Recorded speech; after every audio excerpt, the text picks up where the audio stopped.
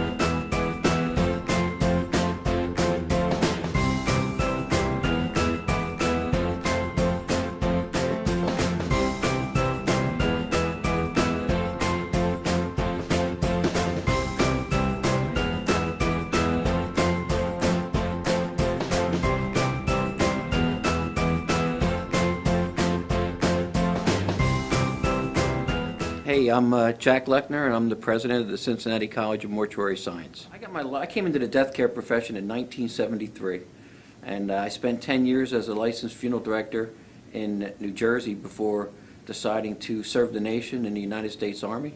I enlisted as an infantryman, and before I knew it, I had served 30 years in the Army, including multiple deployments to Iraq, Afghanistan, the Gulf War, served a couple tours in the Pentagon, and when I was getting out of the Army, I was asked to stay in the Army, and I was sent to Arlington National Cemetery because of the issues that were going on there.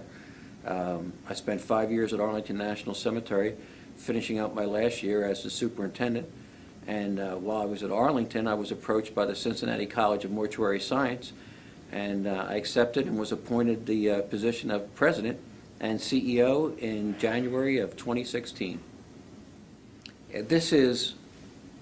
This is a give-back time for me. My career's over. This is probably my last job. I'm here because I want to be here. I'm here because I'm excited to be with the students. But more importantly, I'm here because I feel like I have an opportunity to shape funeral service in the 21st century. My name is Hillary, and I am from California, and what I like the best about CCMS is truly the size of it, and that all of the teachers really want you to succeed, and they're in it for you, for your future, and it's not about just churning out people. It's about actually caring. And I'm Ariel Milner. I'm from Garfield Heights, Ohio, and what I like about CCMS is the instructors. They're very involved, and they're really trying to give us more skills than just being good funeral directors and embalmers. So they're being very helpful.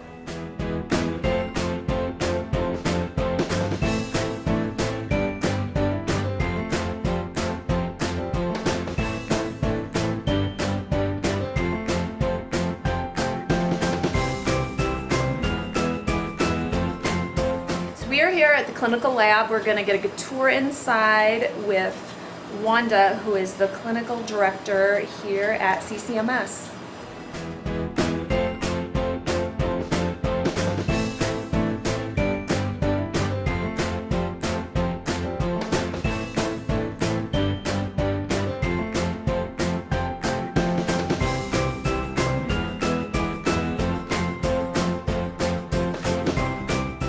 I'm Wanda Lee. I'm a licensed embalmer funeral director, an instructor, and the clinical director here at the Cincinnati College of Mortuary Science.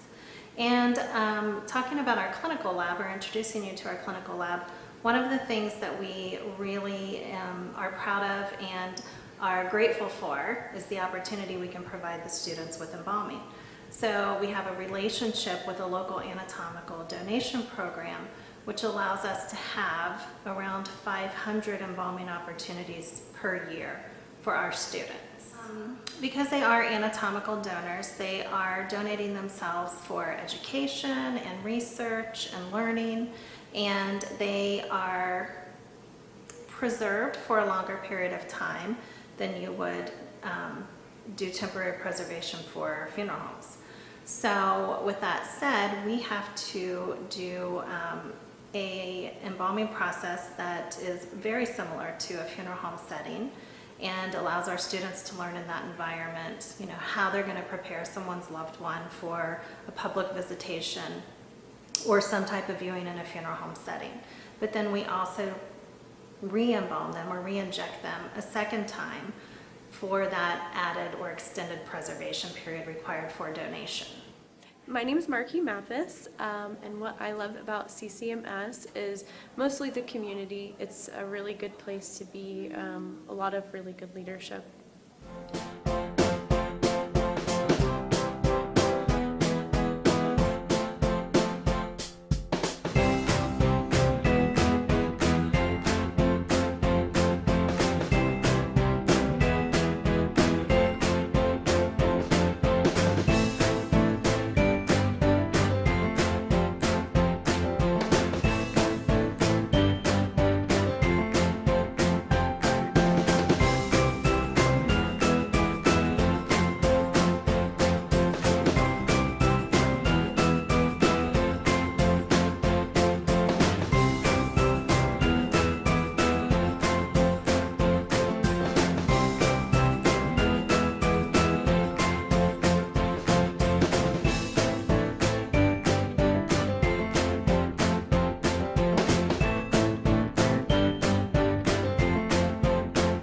Hello, my name is Emily Dunford, and the thing that I love about CCMS is how wonderful everybody is who works here, as well as our students who are in class with me.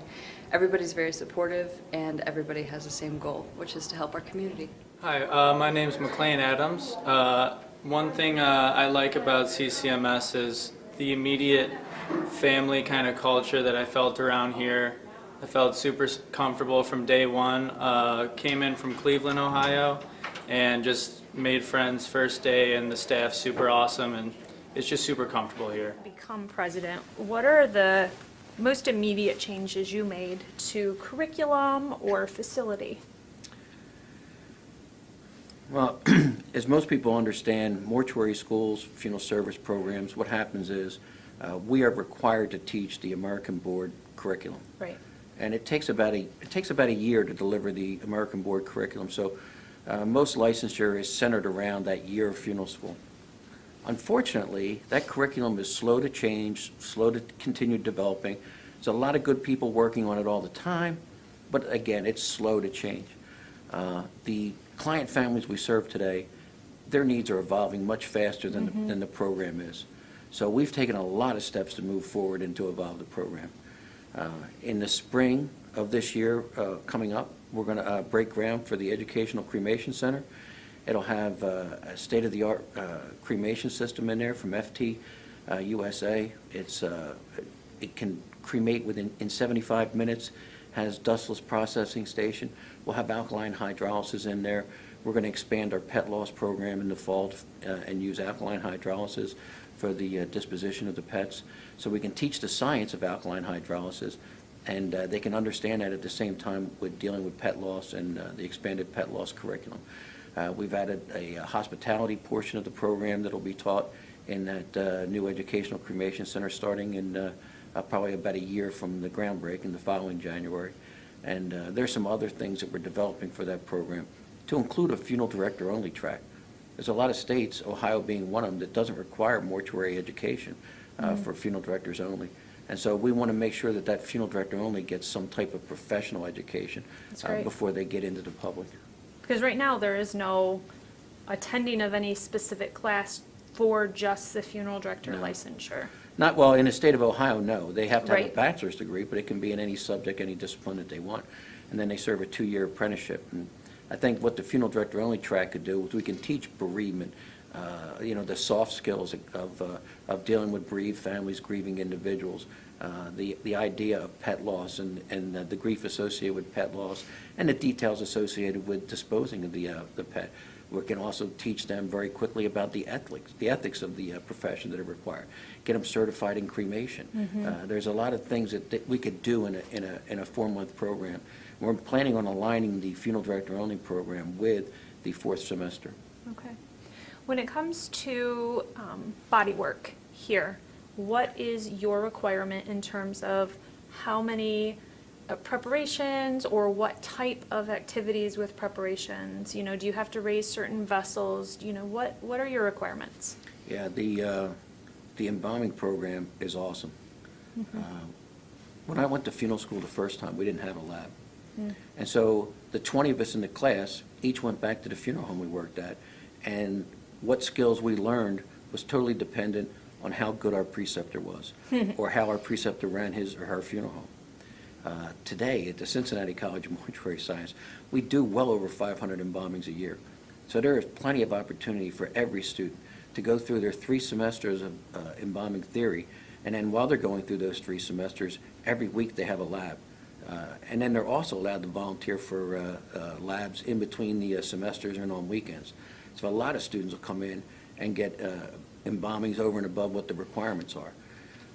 The clinical director, Wanda Lee, maintains a rubric, and the students come through and they raise vessels, and it's annotated on their rubric, and she certifies it so that when they get done, they've raised all the vessels that are required, they've participated in all the embalmings required, they participated in casking, dressing, cosmetizing, and actually setting up the remains in a visitation setting or a funeral setting.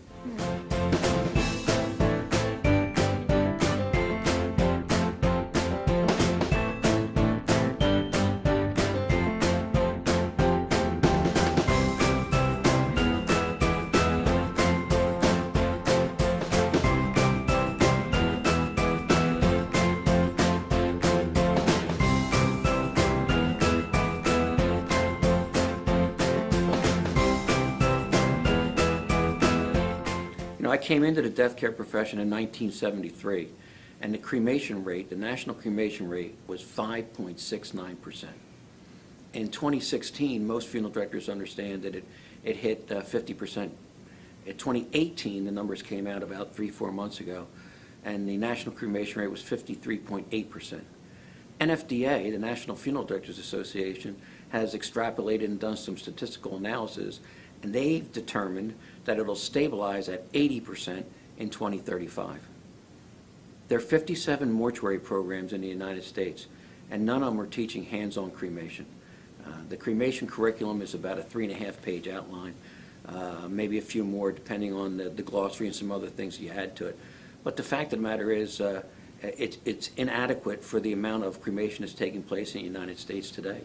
I think probably the most important thing we're getting ready to do is the Educational Cremation Center.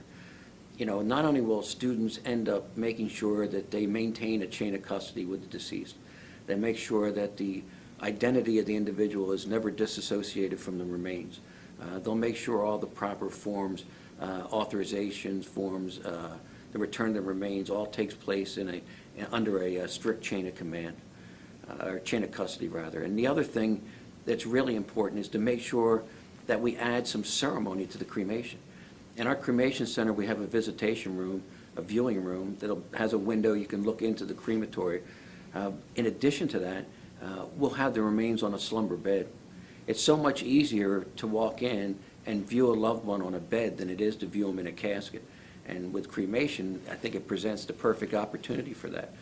I've talked to friends that have these set up in their funeral homes, and they recount stories about how the family will walk in, sit on the edge of the bed, hold their mother's hand, and then say, I don't want the cremation to take place right away. Let's wait until I can get some other family members, because they're so pleased with what they're seeing and the experience that they're having. And I think that my generation and some older generations kind of stuck our head in the sand and turned a deaf ear to cremation, rather than embracing it and making sure that we added the ceremony that's supposed to be with a funeral into that cremation process to satisfy the needs of those bereaved individuals, those grieving individuals, rather than allowing it to just become a price point because we didn't pay any attention. You know, the Cincinnati College of Mortuary Science is the oldest mortuary college in the United States, established in 1882. We've graduated 12 presidents from the Cincinnati College of Mortuary Science who went on to become presidents of NFDA. We've injected ourselves into the national discussion for funerals and national leadership for funerals. And we don't say we're the best because we're the oldest.